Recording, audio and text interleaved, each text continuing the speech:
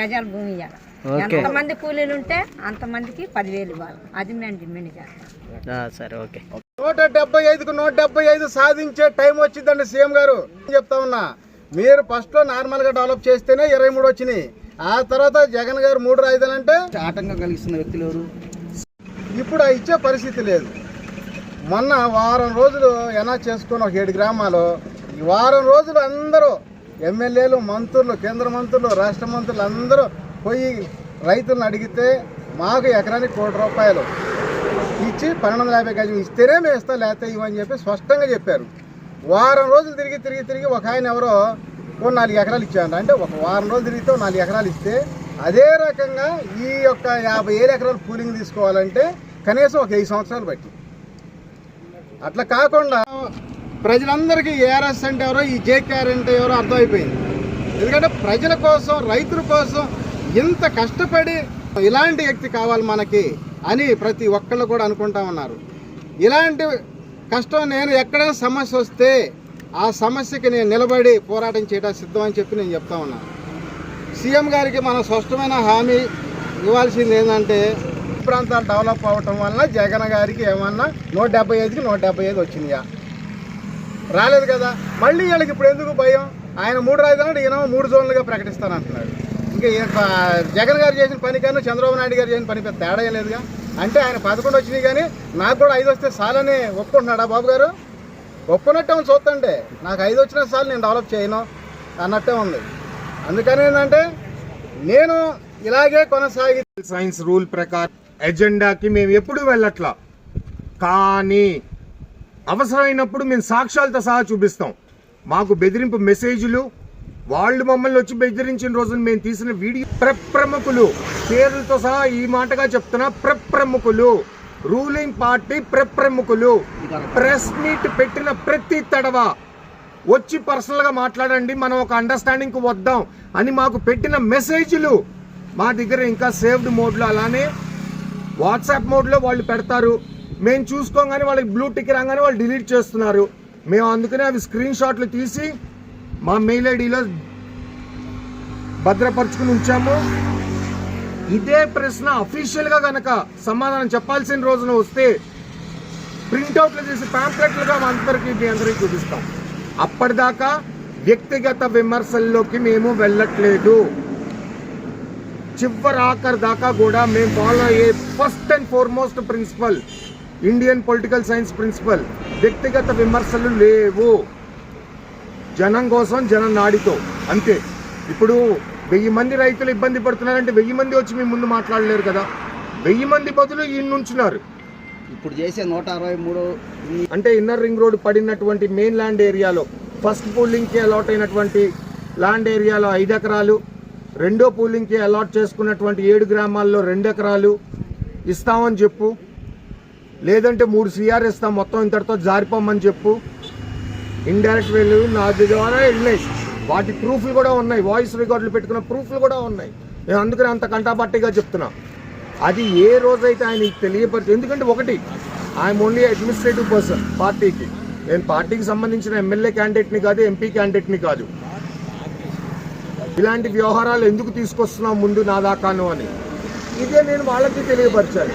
వాళ్ళకి తెలియపరిచేటప్పటికీ ఇదే శిబిరం మీదకి నిన్న శనాదివారాల్లో 4 క్యాండిడేట్లు 5 చొప్పున 4-5 వచ్చి warning, face to face warning ఇచ్చిన వాళ్ళు ఉన్నారు. సార్ వాళ్ళ బౌన్సర్లు కాపాడడంతో వాళ్ళు వెనక్కి తగ్గి వెళ్ళారు. నేనైతే కూడా చెప్పా, బెదిరింపులకు భయపడేవాడిని కాదు, అట్లాగే పావుల డబ్బులు 10 రూపాయల పదవుల కోసం ఆశపడేవాడిని కాదు. ఏదన్నా రైతుల పక్షాన, ప్రజల పక్షాన నిలబడి పోరాటం చేయడానికి సిద్ధం అని చెప్పి నేను ఎప్పుడు చెబుతున్నా మీడియా మిత్రులకి, అందరికీ తెలుసు. నేను ఆ రోజు నుంచి ఈ రోజు వరకు గంటాపదం చెప్తానే ఉన్నా. బెదిరింపులు అంటే నేను భయపడాల్సిన అవసరం లేదు. ఎందుకంటే ప్రజల అండ, దేవుడు ఆశీస్సులు ఉన్నంత వరకు ఎవ్వరు ఏమి చేయలేరు. ఎందుకంటే నిజాయితీగా ఆంధ్ర రాష్ట్ర సమితి పార్టీ స్థాపించి ప్రజల కోసం పోరాటం చేస్తూ ఉన్నాం. ఎన్నోసార్లు ఆఫర్లు ఇస్తూ ఉన్నారు. నాకైతే ఇవన్నీ వద్దండి. మేము ఏదైతే డిమాండ్ చేస్తున్నామో అవి నెరవేర్చడం చాలు. లేదు ఎకరానికి ₹1,00,00,000 ఇచ్చి 1,250 గజాలు ఇచ్చి డెవలప్మెంట్ చేసి ఈ ప్రభుత్వానికి 10 లక్షల కోట్ల ఆస్తి అప్పచెబుతాం. మాకు సలహా మేనేజ్మెంట్, ఎందుకంటే ప్రతిసారి 2014 నుంచి ఇప్పటి వరకు ఉన్నారు. నేను అది డెవలప్మెంట్ ఎలా చేస్తే బాగుంటుంది, ఎలా ముందుకు వెళ్ళడానికి బాగుంటుంది అని ప్లాన్ చేసుకుంటూ వచ్చాను. అదే రకంగా మేము డెవలప్మెంట్ చేసి అప్పచెబుతాము, మీకు ఈ విధంగా ఇచ్చే ధైర్యం ఉందా అని చెప్పి మేము అడిగాం. కానీ శర్మ గారు. అవును సార్, ఇక్కడ మీడియా మిత్రులకి మొత్తం అందరి ప్రజానికానికి 2 పాయింట్లు తెలియపరుచుకున్నాను. ఈయన ఆఫీస్లో ఈయన పరివారంగా పనిచేస్తున్న వాళ్ళం మేము ఎవ్వరం జీతకాలం కాదు. నేను 2000 బ్యాచ్ అవుట్కమింగ్ మెకానికల్ ఇంజనీర్ని. 2018 ఆయన పార్టీ స్థాపించిన నాటి నుంచి ఇవాళ దాకా కూడా ఆయనతో పాటు ఆయన సిద్ధాంతాలు నచ్చి ఆయనతో పాటు వాలంటరీగా పనిచేస్తున్న వాడిని.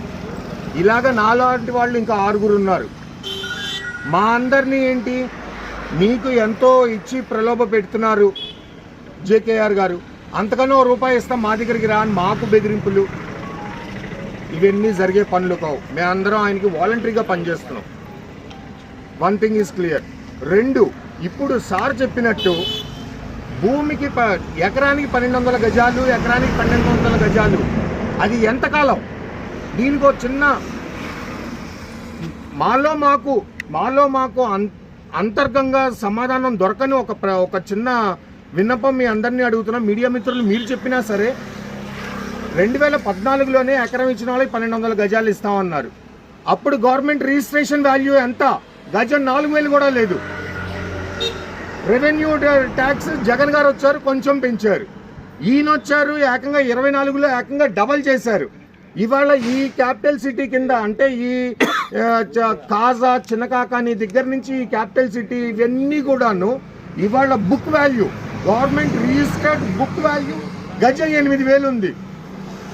అంటే ఎంత? 85 లక్షలు బుక్ వాల్యూ ఉంది ఎకరం అంటే. కూటమి ప్రభుత్వానికి, ప్రెస్ మిత్రులందరికీ నమస్కారాలు. ఇక్కడ ఈ ప్రాంతంలో జరుగుతున్న అన్యాయం గురించి ఈరోజు 163 రోజుల నుంచి ఈ రిలే నిరసన దీక్ష చేయడం జరుగుతూ ఉంది.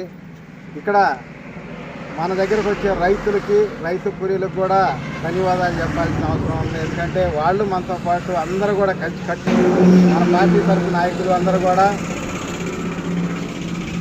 ఎందుకంటే ఇక్కడ జరుగుతున్న అన్యాయం రియల్ ఎస్టేట్ చేసుకుంటున్నారు రాజకీయ నాయకులు, అంతే తప్ప డెవలప్మెంట్ చేయడానికి మాత్రం ఎటువంటి మనసు అప్పట్లో వాళ్ళకి. అందుకని ఎంత కష్టపడతా నిరంతరం పోరాటం కొనసాగిస్తూ ఉన్నాము. సీఎం గారు ఒకటే ఆలోచించాలి. ఆయన ఫస్ట్ రాజధాని పెట్టినప్పుడు 23 సీట్లు వచ్చింది రెండోసారి. తర్వాత జగన్ గారు 3 రాజధానులు అన్నాక 11 సీట్లు, అంటే దాంట్లో సగానికి పరిమితం అయ్యారు. అలాగే ఈయన ఇలాగే మొండి వైఖరితో కొనసాగుతూ ఉంటే దాంట్లో సగం అంటే 5.5 ఉన్నది కాబట్టి 11లో 5 సీట్లు. ఈ సీఎం గారి 5 సీట్లు అభివృద్ధి నోచుకోలేని పరిస్థితి వచ్చింది. ఎప్పుడు రేట్లు వచ్చినా కానీ ఇక్కడ అణిచివేయాలి. ఏడేదో రేట్లు వస్తే రాష్ట్రం అంతా రేట్లు, ప్రజలు రేపు అక్కడ ఓట్లు వేయరు, మనకి వ్యతిరేకత వచ్చింది అంటారు. ఎందుకు వచ్చింది? రాజధాని పెట్టిన కాడ ₹1 అదనంగా రేట్లు ఉంటాయి. ఇక్కడ పెరిగినప్పుడే కదా 2014 రాజధాని పెట్టి నీకు ఇక్కడ కూడా గెలిపించుకొని ఓడించారు. మరి జగన్ గారిని గెలిపించారు వైసీపీని. మరి అట్లాగే మరి అదే నిజం అయితే మళ్ళీ మొన్న కూడా ఆయనే గెలిపించారుగా. మరి ఈయన 11 సీట్లు ఎందుకు వచ్చినాయి? అంటే రాజధాని పవర్ పనిచేస్తుందా లేకపోతే రాజధాని పవర్ పనిచేయట్లేదా? పొలం ఉండదు, 10 ఎకరాల్లో 10 ఇళ్ళు కట్టుకుంటామా? 1 ఎకరంలో ఇల్లు కట్టుకుంటాం, 9 ఎకరాల్లో పంట వేసుకుంటాం. ఈ 9 ఎకరాల్లో పండింది తీసుకొచ్చి ఇంట్లో వేసుకొని 10 మంది పంచుతారు. కానీ అమ్మో అట్లాగే రాష్ట్రంలో అదృష్టం పొంది రాజధాని వచ్చింది, ఏదో సెంటర్ పాయింట్ జిల్లానే కానీ ఎట్లనే కానీ. ఈ ప్రాంతంలో డెవలప్ అయితే అటు ప్రాంతం వ్యతిరేకత వచ్చింది, ఇటు ప్రాంతం వ్యతిరేకత వచ్చింది. ఓట్ల కోసం అని చెప్పి చేస్తా ఈడ విధ్వంసం చేయడం తప్పితే సెకండ్ పూలింగ్ కానీ, outer ring road, inner ring road వాళ్ళు ఏడ కొనుక్కుంటే అక్కడ మాత్రమే రేట్లు రావాలి. ఆ విధంగా చాలా అన్యాయం చేస్తూ ఉన్నారు. అందుకని చెప్పి మనం డిమాండ్ చేస్తూ ఉన్నాం. ఎందుకంటే మనం గతంలో కూడా చూసాం, పార్టీలు రాజకీయాలు వేరు, అభివృద్ధి వేరు. ఒకసారి అభివృద్ధి అవుతుందని చెప్పి మిగతా సార్లు వ్యతిరేకత వస్తుందని చెప్పి చాలా విధాలుగా కూడా మోసం చేస్తున్నారు. నేను కోరుకున్నా. అందుకని ఇప్పుడు ప్లాట్లు అప్పచెప్పాలి. వాళ్ళకి ముఖ్యంగా తొందరగా డెవలప్మెంట్ చేసి ప్లాట్లు అప్పచెప్పాలి. ఈ సెకండ్ పూలింగ్, థర్డ్ పూలింగ్ అని టైం డిలే చేస్తూ ఉన్నారు. ప్రభుత్వం అయితే తీసుకొని వాళ్ళు వ్యాపారాలు చేసుకోవాలి, రియల్ ఎస్టేట్ వ్యాపారాలు అనే ఆలోచన తప్ప మిగతాదే కనపడుతుందా. నేనేమంటున్నానంటే తీసుకోదలిస్తే తీసుకొని ఇమ్మీడియట్గా డెవలప్మెంట్ చేయాలి. మళ్ళీ సెకండ్ పూలింగ్ అని 7 గ్రామాలు, రేపు థర్డ్ పూలింగ్ అని చెప్పి మళ్ళీ ఇంకొక 20 గ్రామాలు. సరే బాగానే ఉంది ఆలోచన. ఎందుకంటే తరతరానికి కాపాడుకొచ్చుకుంటున్న భూములు అవి నేను ఇచ్చేపుతున్నాను చెప్పి ఎలా చేయమానండి. ఒకప్పుడు మంత్రి నారాయణ గారు చెప్పేవాళ్ళు క్యూలు కట్టి ఉంటున్నారు. నా రకంగా వాళ్ళు తీసుకోవడం ఓకే, క్యూలు కట్టి ఉంటారు అప్పుడు. ఎందుకంటే ఈ వచ్చే డబ్బులతోటి మనకు ఉపాధి కలిగిద్ది, వాళ్ళ పిల్లల్ని చదివించుకోవడానికి కానీ, పెళ్లి చేసుకోవడానికి కానీ, లేకపోతే ఇంకా వేరే ఆరోగ్య సమస్యలు కానీ. రాజధాని రైతులకు ఎకరానికి ₹1,50,00,000 250 గజం ఇవ్వాలి. రైతు కూలీలకు నెలకు ₹10,000 ఇవ్వాలి. రాజధాని రైతులకు ఎకరానికి ₹1,50,00,000 250 గజం ఇవ్వాలి. రైతు కూలీలకు నెలకు ₹10,000 ఇవ్వాలి. రాజధాని రైతులకు ఎకరానికి ₹1,50,00,000 250 గజం ఇవ్వాలి. రాజధాని రైతులు ఎంతమంది ఉంటే అంతమందికి కూలీలకి నెలకు ₹10,000 ఇవ్వాలి. ఓకే రైట్ రండి. ఈ ల్యాండ్ అంతా దేనికి, వాట్ పర్పస్? వీళ్ళు అమ్ముకోవడానిక, రైతులు మోసం చేయడానిక, వ్యాపారం చేయడానిక, దేని నిమిత్తం చేస్తున్నారు? అందుకని జేకే గారు చేస్తున్న ఇలా సపోర్ట్ చేస్తున్నారు. మిత్రులకి అందరికీ నమస్కారం. ఈరోజు ఈ నిరసన దీక్ష నుంచి మాట్లాడుతున్నామంటే ఈ రోజుకి 163 రోజులు మేము చేయలేము. ఎందుకంటే రైతులకి జరుగుతున్నాయి, మేము చేస్తున్న దాని గురించి మాకు ఎంతవరకు రెస్పాండ్ ఇవ్వట్లేదు. కానీ రైతులకి, రైతుల భూములకి డబ్బులు ఇవ్వాలని, తగిన న్యాయం చేయాలని చెప్పి సార్ పోరాడుతున్నారు. మీరందరూ సెలవులను కోరుకుంటున్నాం. అదే కాకుండా సార్ పై వస్తున్న ఒకళ్ళు కాదు, ఇద్దరు కాదు, ఎంతోమంది వచ్చి ఈ దీక్షా శిబిరాన్ని తీసేయమని అంత డబ్బులు ఇస్తాం, ఇంత డబ్బులు ఇస్తాం అని చెప్పి వచ్చి పొలవ పెట్టి మా మీద అటాక్ చేస్తున్నారు. రీసెంట్గా 2 days బ్యాక్ కూడా చేశారు. అందుకని ఈరోజు ప్రెస్ మీట్ పెట్టడం జరిగింది. దాన్ని బట్టి మీరు ఉన్నారు కాబట్టి, మీరు పబ్లిక్కి తెలుపుతారు కాబట్టి మీకు చెప్తున్నాం. ప్రతి ఒక్కళ్ళు వచ్చి మీరు తీసేయండి, మీకెందుకు, మీకు అవసరం, అంత ఇస్తా ఉన్నారు. వాళ్ళు ఇచ్చే రూపాయికి పావులకి సార్ గారు అయితే లోపడలేదు. ఈ రోజు కూడా చెప్తున్నాం, ఆ రోజు చెప్పి ఈరోజు చెప్తున్నాం. ఇప్పటి వరకు ఎవరికి కూడా లోపడలేదు. కానీ వచ్చి ఉన్నది అటాక్ జరుగుతుంది. ఆయన జరిగింది కదా అని చెప్పి ఇంతవరకు ఆగట్లేదు. కానీ నిన్న దాకా 1.5 2.5 ల్యాండ్ పూలింగ్, మళ్ళీ 3వ ల్యాండ్ పూలింగ్ అన్నారు. అసలు తీసుకున్న వాళ్ళకే ఇవ్వట్లేదు. మరి ఇంకా తీసుకున్న వాళ్ళకి ఏమిస్తారు? ఫస్ట్ తీసుకున్న వాళ్ళకే మీరు ఇవ్వలేదు, మరి మీరేమిస్తారు? 2వ అన్నారు, 2 కాదన్నారు, మళ్ళీ 3 అన్నారు. ఎవరికి ఏం చేస్తారు మీరు? అసలు ఒక న్యాయం చేస్తే 2వ న్యాయాన్ని ఆలోచిస్తారు. కానీ మీరు ఏ న్యాయం చేయనప్పుడు మేము ఆలోచించాలి? ఇది డైరెక్ట్ మీరు చెప్పండి. నేను ఇప్పుడు ఇదే మాట్లాడుతున్నాను. క్యాబినెట్ మీటింగ్ రేపు 14 ఏమన్నారు? ఇది క్యాబినెట్ మీటింగ్ రేపు 14 ఏమన్నారు కదా, అదే క్యాబినెట్ మీటింగ్ ప్రెస్ మిత్రుల ద్వారా చెప్పండి. ఈ అమౌంట్ మొత్తం స్టేట్ గవర్నమెంట్ ఇస్తుందా, ఇది తీసుకునే భూములకి సెంట్రల్ గవర్నమెంట్ ఇస్తుందా, అది చెప్పండి. అదే కాకుండా మీరు ఏదైనా ఉంటే రండి, మా దగ్గరికి రండి, మేము రైతుతో మేము మాట్లాడిస్తాం. ఇది మీరు అక్కడ కనుక తీసుకెళ్ళేటట్టయితే క్యాబినెట్కి చెప్తున్నాం, లైవ్లో చెప్తున్నాం. మీరు కనుక వెళ్ళి అక్కడ చెప్పేటట్టయితే మేము ఇప్పుడు మీ మీద ఎవరైనా వచ్చి ప్రలోభాలు పెట్టినా, మిమ్మల్ని బెదిరించినా మీరు భయపడాల్సిన అవసరం మాకుంది. ఎకరం ఉంది, ఎకరం మాది పోతుంది. ఇదివరకు 1,40,00,000 అమ్మారు, ఇప్పుడు వచ్చి 70 లక్షలకు అమ్ముతున్నారు, అడుగుతున్నారు. మేమేం చేయాలా? ఆ రోజు వాళ్ళకి అవసరం ఆ రేటు చెప్పాడు, ఇప్పుడు అవసరం లేదని చెప్పి ఈ రేటు చెప్తున్నారు. మొత్తం గేదెలు మొత్తం ఒకటే గాడికి కట్టేలంగా, ఒకటే గాడికి కడితే ఎట్లా చేయగలుగుతాం? అందుకని మేము అడుగుతున్నాం, ఇదే క్వశ్చన్ చేస్తున్నాం. కానీ రైతులకి, రైతు కూలీలకు కూడా కంపల్సరీ ₹10,000, నెలవారీ ₹10,000 ఇవ్వాలి. సార్ గారు ఏదైతే పెట్టారో ఆ హామీలు కంపల్సరీ నెరవేర్చాలి. లేని అలా ఈ దీక్ష అనుకున్నారు, ఏమో పెట్టేళ్ళు అనుకున్నారు. ఇక్కడ కాదు, ఇక సచివాలయం ఎదురే పెట్టగలిగింది. ఇదే శిబిరం అక్కడ పెట్టగలుగుతాం. ఇది నెరవేరకపోతే చూస్తున్నాం. మమ్మల్ని రాత్రి కూడా బెదిరించారు. మంగళగిరి వెళ్ళాము, తాడికొండ స్టేషన్ నుంచి వచ్చి ఇక్కడికి గోండాలను పంపించి మమ్మల్ని బెదిరించారు. అయినా మేము భయపడలా. మీకెందుకు దీక్షా శిబిరం తీసేయండి, 1 కోటి ఇస్తాం, 2 కోట్లు ఇస్తాం అన్నారు.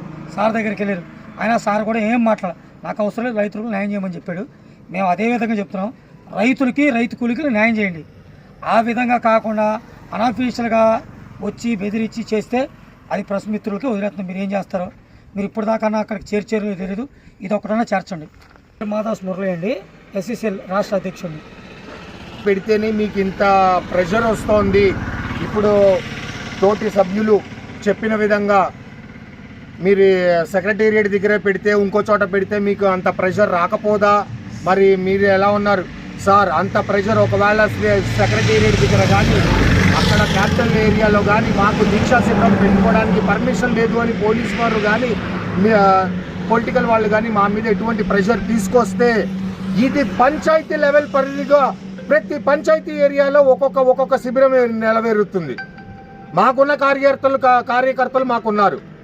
వారి స్వగృహాలు మేము ఎవరికి ₹1 ఇచ్చి, ఇదిగో ఇక్కడ ఇంతమంది ఉన్నారు, ఎవరికి ₹1 ఇచ్చి లేకపోతే ఇది చేసి మేమే ప్రలోభంలో పెట్టి ఏం తీసుకురావట్లా.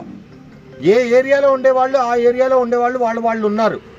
ఒకవేళ కనుక ఇంతకన్నా విస్తృతం చేయాల్సిన పరిస్థితే వచ్చి మాకు క్యాపిటల్ ఏరియాలో పర్మిషన్ లేదు అని అంటే ఇక్కడి నుంచి ప్రతి పంచాయతీ లిమిట్లో మా కార్యకర్తల స్వగృహాల దగ్గర ఇలాంటి శిబిరాలు ఇంతకన్నా విస్తృతంగా స్టార్ట్ అవుతాయి. ఇప్పటికన్నా కూటమి ప్రభుత్వం వారు దయచేసి దీని గురించి త్వరగా ఒక డెసిషన్ చెప్తే మేమందరం దానికి వహిస్తామని చెప్పట్లా. ఎందుకంటే అది రైతు కడుపు కొట్టేటట్టుంటే కండిషన్ సప్లై రైతు కూలీకి 10,000 వచ్చి తీరాలి. దాని తర్వాతే పై మాట ఏదైనా. ఓకే రైట్ చెప్పి అందరూ ఆలోచిస్తున్నారు. చేసి చూడండి, అసలు ఒక్కసారి ఎలా చేసి చూడండి ఎలా ఉంటుందో అసలుకి. అప్పుడు 20 ఎందుకంటే మంచి చేయాలి అనే మంచి మనసు ఉండాలి. సీఎం గారు చూస్తుంటే నాకైతే ఒకటే అనిపిస్తుంది, ఆయన స్వశక్తిగా కష్టపడి సాధించుకుంటే ప్రజల బాధలు సాధలు తెలుస్తాయి. ఆయన ఎవరి దగ్గర నుంచో పార్టీ పదవులు లాక్కున్నప్పుడు ఇలాంటి ఆలోచనలు లోతుగా ఆలోచించలేడు. ఎందుకంటే నేనేదో సంపాదించుకున్నా, నా కుటుంబం నేను బాగుంటే చాలు, ఎవరు ఆడపోతే నాకెందుకు అన్నట్టు వ్యవహరిస్తా ఉన్నాను. వాస్తవాలు ఇవన్నీ కూడా మళ్ళీ సర్వే నెంబర్లు వదిలి ఏ ఊళ్ళో అయితే తీసుకున్నారో ఆ ఊరు మిగతా ఎల్పీ నెంబర్లు ఇచ్చేసేయండి, ల్యాండ్ కన్వర్షన్ వదిలేసేయండి, మీకు అవసరం లేకపోతే. ఏది స్పష్టమైన హామీ లేకుండా ప్రతిసారి ఈ ప్రాంతం రైతులను మోసం చేసుకుంటా చెప్తానే ఉన్నారు. అలాగే బెదిరిస్తే భయపడే కాలం ఇది. మా నాయకులను కానీ లేకపోతే మా దగ్గర వచ్చే కొంతమంది శిబిరంలో వాళ్ళని కానీ మీరు వెళ్తే ఊరుకోము. మేము ఆయన ఎంత పార్టీ, ఆయన దగ్గరికి ఎందుకు పోతున్నారు, ఎంత పార్టీ అనేది కాదు,